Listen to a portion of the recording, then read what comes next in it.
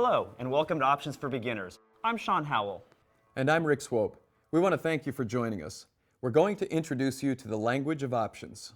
In the early 1970s, options were developed as a way to mitigate risk. Traders were experiencing high volatility, and they were using options to help hedge their positions. Now, you may have heard that options are inherently dangerous, but that's not necessarily the case. Of course, options, like any other trade or investment, are going to have associated risks, but they don't have to be excessively dangerous.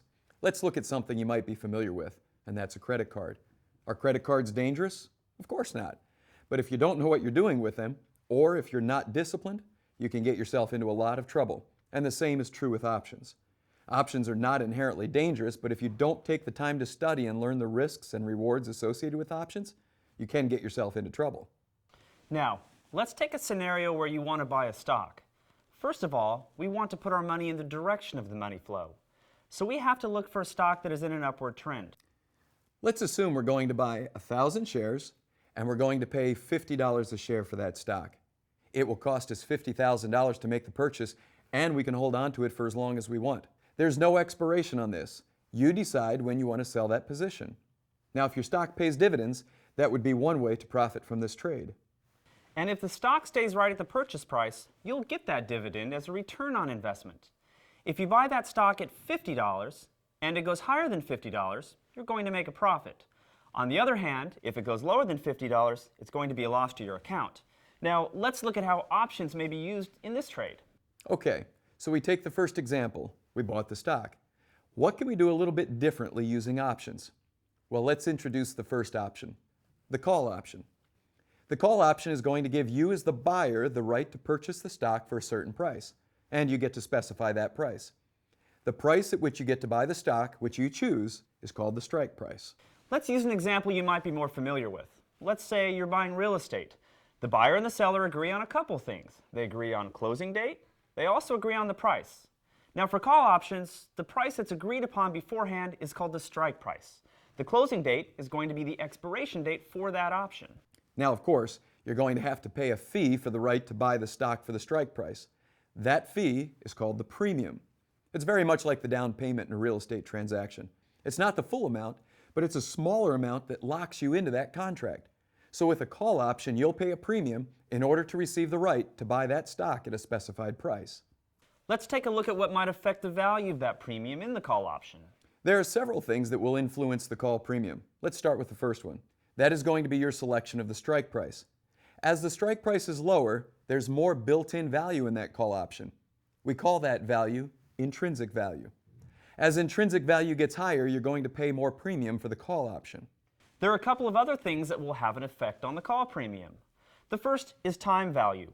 The longer the time left before the expiration, the more premium you're going to have to pay for that call. Second, the volatility of the stock will influence the cost of the option. Increases or decreases in the stock price volatility tend to be reflected in premium increases or decreases. Now understand, there's not a one-to-one relationship between the option and the stock. In fact, one option contract represents 100 shares of the underlying stock. So if you wanted to control 1,000 shares of stock, you would need to buy 10 option contracts, because 10 times 100 would be your 1,000 shares. Now let's take a look at our next example. We're going to buy 10 option contracts, which represent 1,000 shares of the stock, and we're picking a strike price of $50. Another factor to consider is the time frame. We're buying an option that has 2 months left until expiration, while the stock is trading at $50 a share. Okay, now follow us, because we're going to look at a couple of aspects of this particular trade. As was mentioned, we have 2 months until expiration, so we can only use this option contract for 2 months. After that, 3 months, 6 months from now, it's completely worthless to us. A couple things could happen from this point. Typically, when the stock price increases, the call premium increases. When the call premium increases, we could sell the call for a profit. But there's also a risk here, and that is if the call premium decreases, which typically happens when the stock price drops. Well, in that instance, we would sell the calls for a loss. Let's consider how we would manage risk. If we buy the stock, how can we protect that position against falling prices? In our next example, we're going to buy 1,000 shares at $50 and then use options to protect our trade. You might be saying to yourself, I didn't even know I could protect my trade. And you can with our second type of option, and that is the put option. As opposed to the call option, which gives you the right to buy, the put option is going to give you, as the owner, the right to sell your stock. So you own the stock now, and by buying a put option, you have the right to sell that stock. Now guess what? You also get to choose the price at which you'd like to sell the stock. That specified price, very similar to the call option, is also called the strike price. Let's look at a put option using an example you're more familiar with. If you purchase auto insurance, you pay a premium for the term of coverage. In return, the insurance company will provide protection against loss. Well, the same thing applies for a put. You're paying a premium, and in return, you're receiving value, the ability to sell that stock at a predetermined price. The put option will be valid for a specified term and then expires at the end of the term. That date is the option expiration. What affects the premium of a put option? Well, just like with a call, there's going to be a built-in or intrinsic value to this. With the call option, remember, the lower the strike price, the more intrinsic value there is.